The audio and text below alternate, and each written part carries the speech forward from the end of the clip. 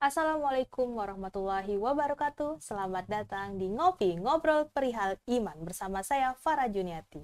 Yunda, di Ngopi kali ini telah hadir narasumber seorang ustadz bernama Ustadz Muslih Idris SHI. Beliau adalah dosen Bahasa Arab Ma'had Al-Khansa Universitas Muhammadiyah Pontianak.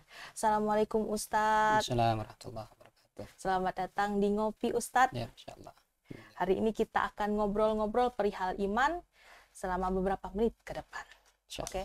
Sebelum kita tanya-tanya lebih lanjut mengenai tips dan trik khatam Al-Quran di bulan Ramadan, teman-teman, saya mau mengingatkan bahwa untuk follow Instagram kita di @pdna_kota-pontianak, di Facebook nasyiatul-aisyah.pontianak, serta di YouTube channel kita Pimpinan Daerah Nasyiatul Aisyah Kota Pontianak.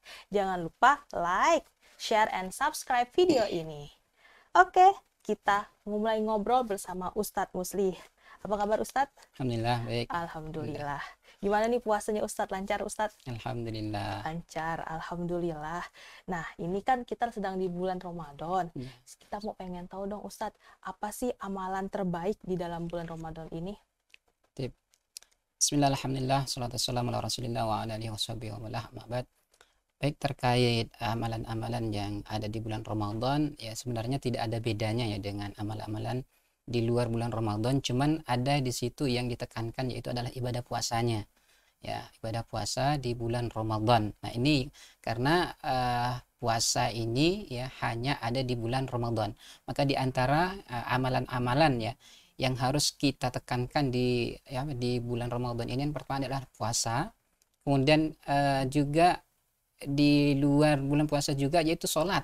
Nah, ini kadang ada orang juga datang bulan Ramadan dia puasa tapi tidak sholat. Nah, ini sebenarnya banyak ibadah-ibadah yang harus kita lakukan, dan orang-orang itu banyak berbondong-bondong untuk ya melakukan ibadah-ibadah fastabiqul khairat, yaitu berlomba-lomba dalam hal kebaikan. Ya, di antaranya itu adalah puasa, ya sholat, kemudian yang tak pentingnya lagi adalah membaca Al-Quran.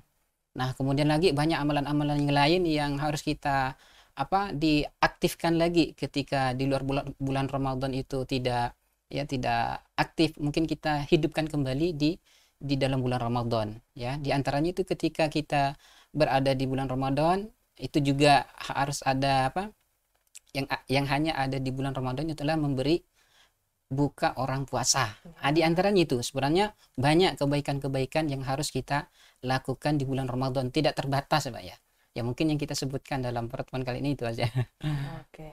Banyak ternyata, dan salah satunya tadi adalah membaca Al-Quran. Nah, ini menarik nih. Karena biasanya tuh kalau udah mulai Ramadan ada bertarget ini. Saya mau khatam 1 kali, saya mau khatam 2 kali. Nah, coba yang minimal aja dulu, khatam 1 kali. Gimana sih caranya Ustadz bisa khatam minimal 1 kali di bulan Ramadan?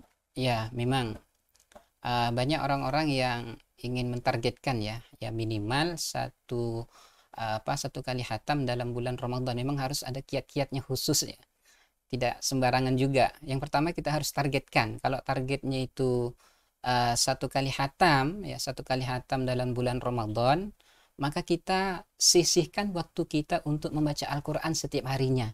Jadi setiap harinya itu kita sisihkan minimal kita membacanya itu 1 hari 1 juz. Ya, 1 hari 1 juz. Ya, nanti kita akan bicarakan waktunya kapan yang tepat itu. Maka kita harus targetkan. Maka kalau kita targetkan ya insya Allah ya dengan izin Allah, insya Allah target tersebut akan tercapai. Ya, jadi kalau kita mentargetkan dalam 1 bulan itu khatam 1 kali ya dalam bulan Ramadan, minimal ya 1 hari 1 juz, yaitu minimal. Kalau ingin mentargetkan 2 kali khatam dalam bulan Ramadan, berarti 1 harinya 2 juz. Nanti ada waktu-waktunya tersendiri ya begitu. Kapan tuh Ustadz waktunya tuh? Ya, Ini tergantung karena sebagian orang tuh ya banyak profesinya. Kalau ulama-ulama terdahulu memang mereka itu meninggalkan segala aktivitas keduniaan.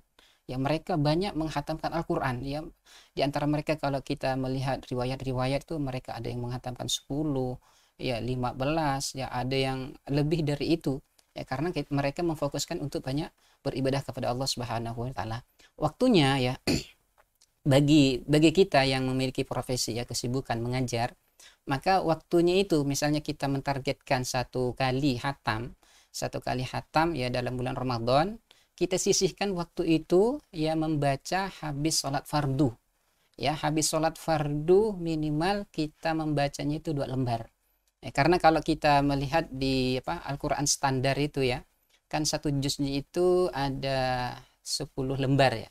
Ya 10 lembar, maka kita targetkan ya kita memiliki sholat 5 waktu ya. Sholat 5 waktu. Jadi kalau kita dalam satu sholatnya itu kita sisihkan membaca Al-Quran 2 lembar, maka dalam sholat 5 waktu itu kita menghabiskan membaca Al-Quran itu 1 juz ya itu. Nah ini minimal ya kalau memang kita memiliki waktu-waktu yang luang boleh dilebihkan, karena biasanya ada orang kesibukannya suatu hari itu tidak ada kegiatan yang tidak bisa ditinggalkan, akhirnya ya target yang kita ingin capai satu harinya 1 juz tidak tercapai. Maka kalau bisa itu dilebihkan, tapi minimal kalau kita istiqomah ya 1 hari 1 juz ya dengan menyisihkan waktu setelah sholat fardu minimal 2 lembar. Nah itu. Oke, Masya Allah. Setelah sholat fardu minimal 2 lembar. Kalau mau khatam minimal 1 kali di bulan Ramadan. Oke, nah Ustadz Ikan yang Yunda Ustadz ini adalah guru tahsin saya kebetulan. Belajar banyak tahsin dengan Ustadz. Nah Ustadz kalau mau ngaji ada kejar setoran gitu kan, kadang tuh kita ngajinya cepet-cepet, tahsinnya tuh aduh jadi agak susah nih. Jadi menurut Ustadz bagusnya itu ngaji cepet atau ngaji pakai tahsin gitu Ustadz? Iya, kalau memang kita ada kaitannya ingin mentargetkan ingin selesai dalam bulan Ramadan ini, ya memang kita sesuaikan ya. Sebenarnya kita persiapan dulu sebelum Ramadan, tahsin sebelum Ramadan begitu ya. Sehingga ketika di bulan Ramadan tidak kewalahan lagi, masih tahsin ya, masih memperbaiki tajwid-tajwidnya ya begitu ya, sehingga setelah kita mempersiapkan di luar bulan Ramadan tidak ada kendala lagi, siap kita berjuang untuk membaca Al-Quran. Dan repotnya itu kalau ketika bulan Ramadan baru membuka Al-Quran ya, mungkin dia bacanya hanya pada saat bulan Ramadan ya, itu baik ya, tidak jadi masalah ya, tapi alangkah lebih baiknya dibaca terus ya, baik di bulan Ramadan maupun di luar bulan Ramadan. Maka itu kalau ada kaitannya dengan ingin targetnya itu target ingin mencapai 1 kali hatam dalam bulan Ramadan, maka tahsin sebelum masuk bulan Ramadan begitu sebenarnya itu ya. Tapi kalau memang terbata-bata misalnya sambil tahsin ya tidak jadi masalah, kita targetkan juga misalnya kalau memang tidak bisa mencapai satu kali hatam ya minimal ya setengahnya atau berapanya begitu. Maka kecepatan ini juga berpengaruh terhadap ya bacaan dengan penyelesaian target kita di bulan Ramadan. Iya begitu, karena di dalam di dalam tingkatan bacaan itu memang ada 4 tingkatan ya. Ada yang ada tahqiq ya, ada tartil, ada tadwir, ada hadar gitu. Yang paling tercepat itu adalah hadar. Ini adalah orang-orang yang sudah bisa membaca Al-Quran. Dan insya Allah itu orang-orang yang bacaannya yang hadar itu yang paling cepat ya. Juga cepat tapi dia menjaga ya hukum-hukum tajwidnya. Nah, ini mungkin orang ini bisa menghatamkan Al-Quran ya bisa 5 kali 6 kali begitu. Tapi kalau orang yang proses tahsin ini jangan putus asa juga ya, tetap sambil tahsin sambil juga membaca, karena hikmahnya juga ya, yang dulu pernah saya alami juga, ketika kita membaca Al-Quran itu banyak membaca Al-Quran itu nanti akan lancar sendiri. Ya ini salah satu tips ya, bagaimana kita lancar membaca Al-Quran terus dibaca. Sama dengan kita ya membaca bahasa Indonesia, bagaimana dulu kita baca bahasa Indonesia ya dibaca terus. Kalau kita hanya bacanya ya sekali-sekali saja ya mungkin agak terbata-bata, begitu juga Al-Quran. Ya. Oke, jadi butuh proses, butuh persiapan dulu. Belajar tahsinnya jauh sebelum Ramadan. Setelah ketika nyampe Ramadan bisa cepet baca Qurannya, bisa juga sekaligus tidak meninggalkan tahsinnya, begitu. Oke. Selanjutnya nih Ustadz, ini pertanyaan terakhir ya, kesempatan ini. Kadang kan udah di Ramadan itu kita udah khatam, udah puas nih. Tapi ternyata setelah selesai Ramadan udah tuh Al-Qur'annya ditutup rapat, disimpan di lemari. Gimana tuh Ustadz? Ada tips dan trik tidak supaya tetap istiqomah dari amalan kecepatan target di bulan Ramadan tetap berlanjut setelah selesai Ramadan? Ya, inilah ya, kitanya butuh Allah Subhanahu wa Ta'ala.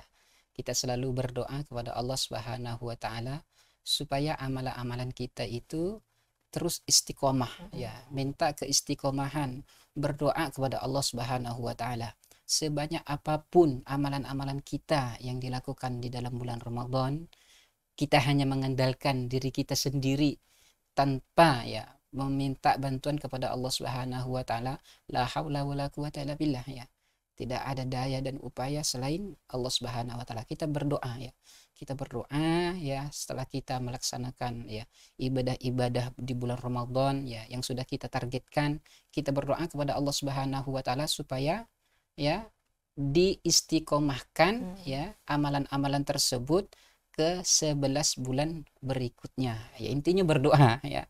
Kita berdoa kepada Allah Subhanahu wa Ta'ala, minta kekuatan dan keistiqomahan supaya amalan-amalan kita tetap berlanjut ke 11 bulan berikutnya. Ya, ini tetap harus niat karena Allah, minta dukungan dari Allah supaya diistiqomahkan gitu ya Ustaz. Oke Yunda, podcast hari ini bersama Ustadz Musli sudah selesai. Terima kasih Ustadz atas ilmunya. Semoga bermanfaat untuk kita semua.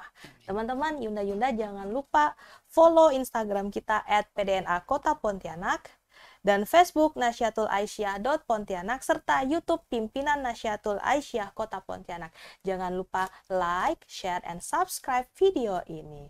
Saya Farah Juniati dan kru dari Ngopi Ngobrol Perihal Iman undur diri. Assalamualaikum warahmatullahi wabarakatuh. Sampai jumpa di Ngopi selanjutnya.